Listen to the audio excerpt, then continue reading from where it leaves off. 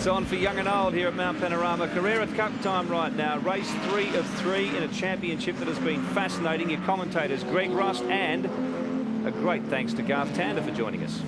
Yes, indeed, Billy. He's with us, and at a pretty crucial time as far as the 2004 Carrera Cup is concerned. Dramas for Peter Hill, and that's on the run-up to Griffin's Bend. So he'll be sidelined. That's one of the many entries from the Greg Murphy Motorsport stable. Now, we want to show you something that happened yesterday on the start line, which unfortunately took an innocent Jimmy Richards out of contention. This is a replay of the start. Matthew Halliday is trying to signal the officials. He's in the yellow and white car about middle of the field. They're waving the yellow flags. He's got a clutch drama and can't start. Watch this.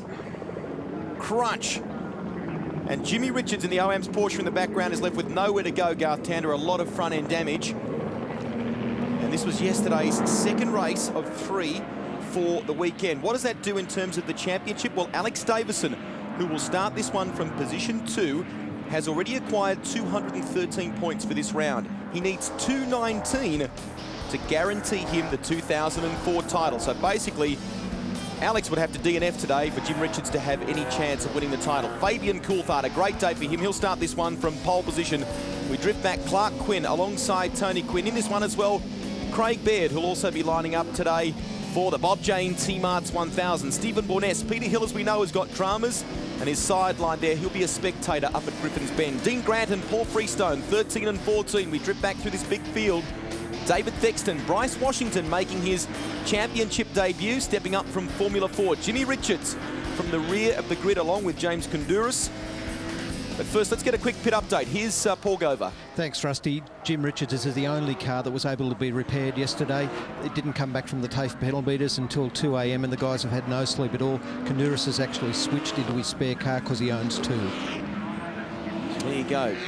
Watch Jimmy Richards. He's a pretty good starter in this championship, and Garth Tander is with us in the commentary box. You're pretty pumped at the moment, not only about this race and this championship, but also your car. It's going particularly well. You're mentioning to Darryl there before. Yeah, the car was very, very good this morning. Probably the best it's been all weekend, which is quite handy leading into the race this morning. So very, very happy. But looking forward to this one because Fabian and Alex were going at it pretty hard yesterday, and with Richo coming off the back of the grid, going to be a very exciting race. Yeah, you're right. It was a demon battle yesterday between Davison and Fabian Coulthard. Both those drivers, along with Jim Richards and Craig Baird, will be in the Bob Jane T-Marts 1000 today.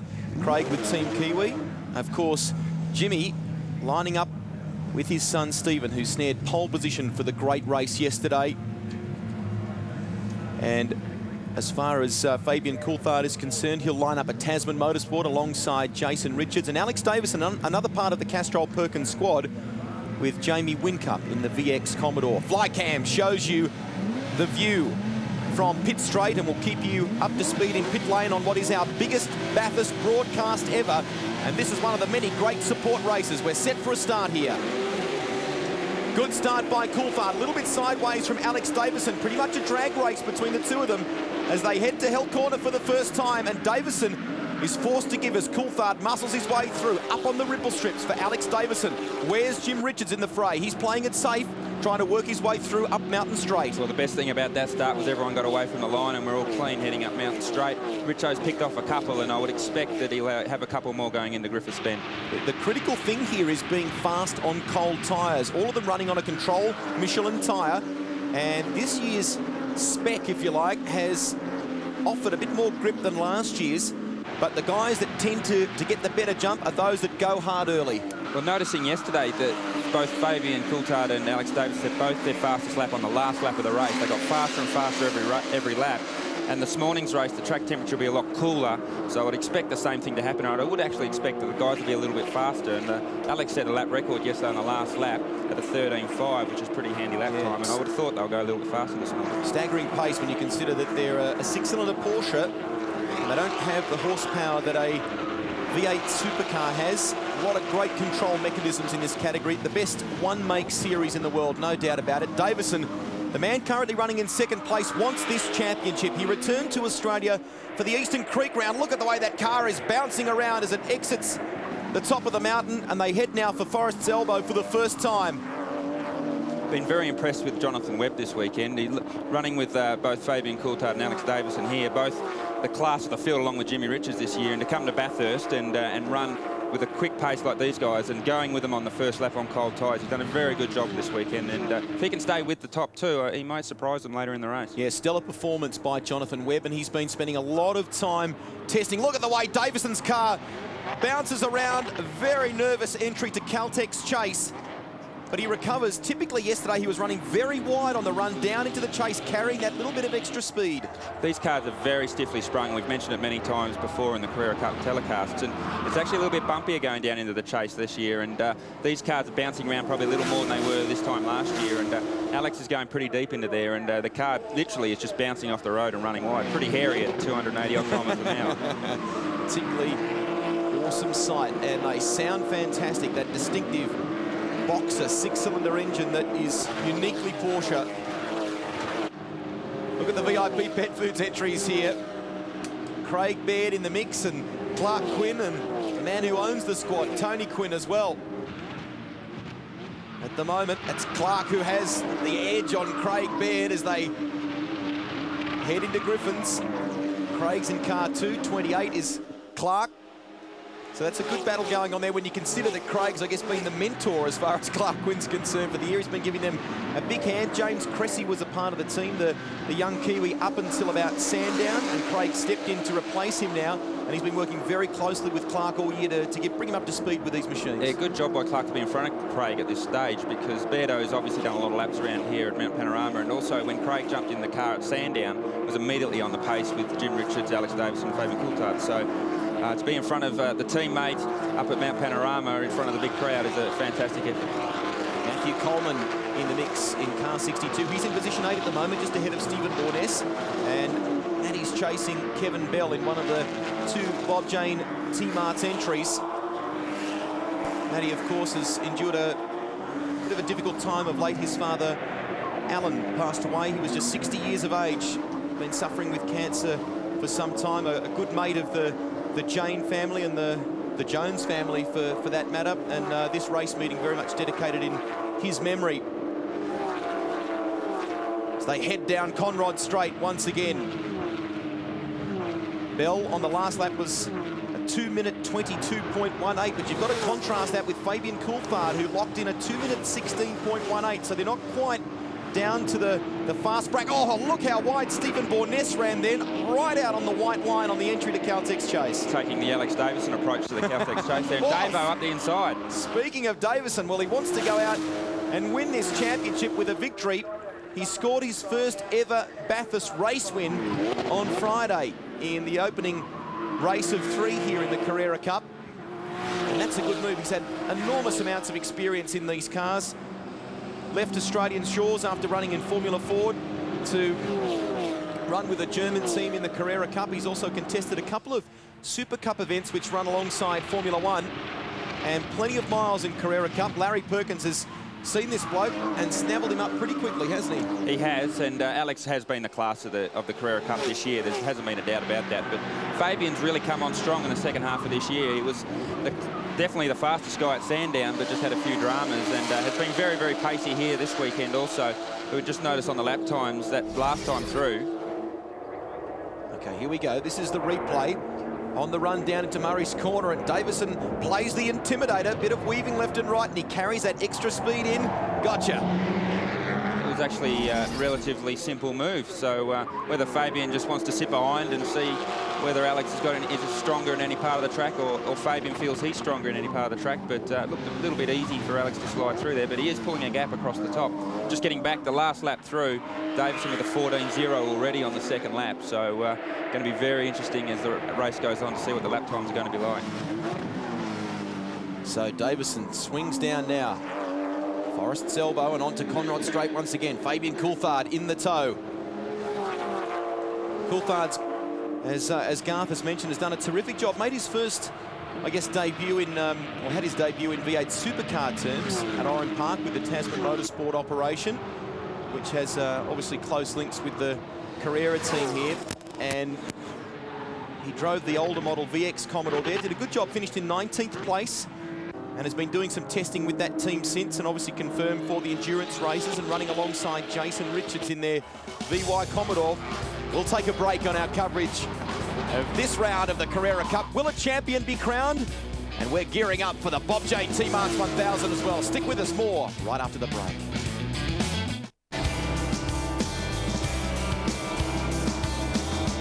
Rodney Jane, whose father is the sponsor of this great event through Bob Jane T-March, exits pit lane, and he's had some dramas with that car. It's not handling too well. He's been in pit lane during the course of the break. It's developed a sudden bout of toe-in. This is why.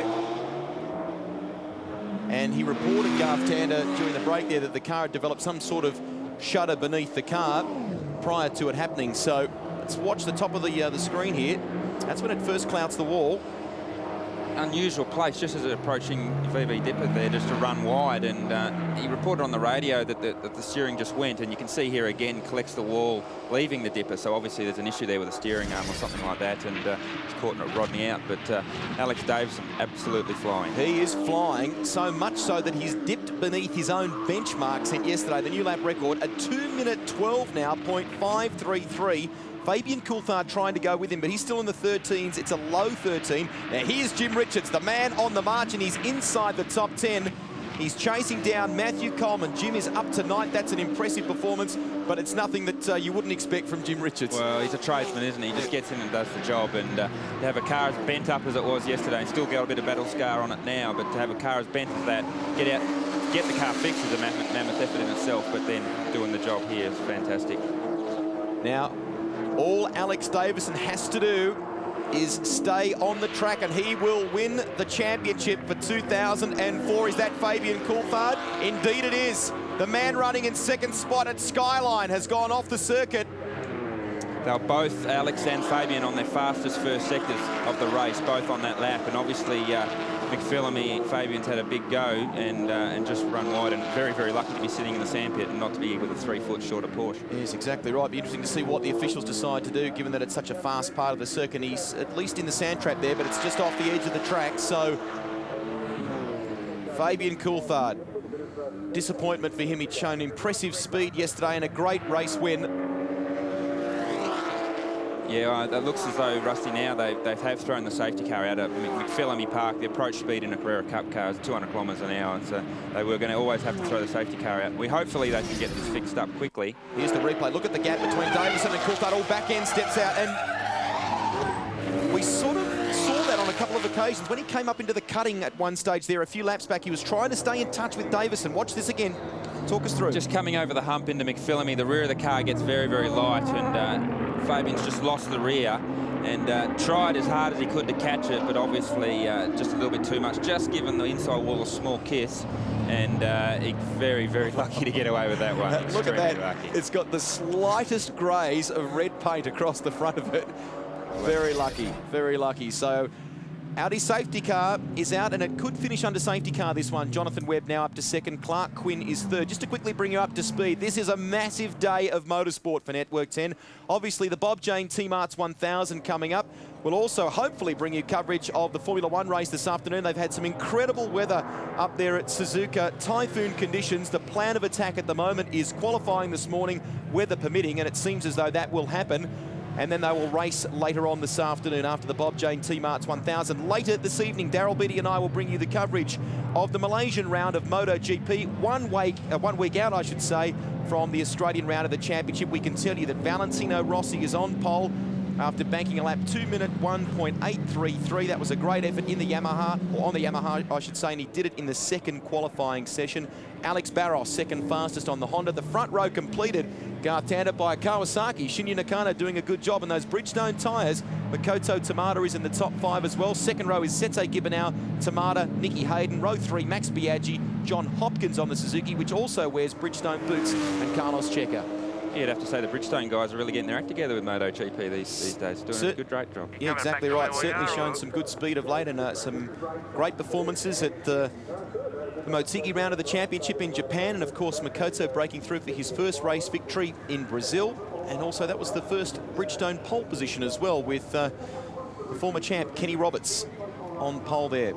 So Fabian Coulthard still in the sandpit at the moment. Davison could become the champion under safety car here, but what a stellar year it's been for him in Carrera Cup. I mean, coming into yesterday's race, he'd won something like 14 of the races contested thus far in the Carrera Cup season. Jim Richards broke through for one at Winton, I think, if memory serves me correctly, and at Sandown.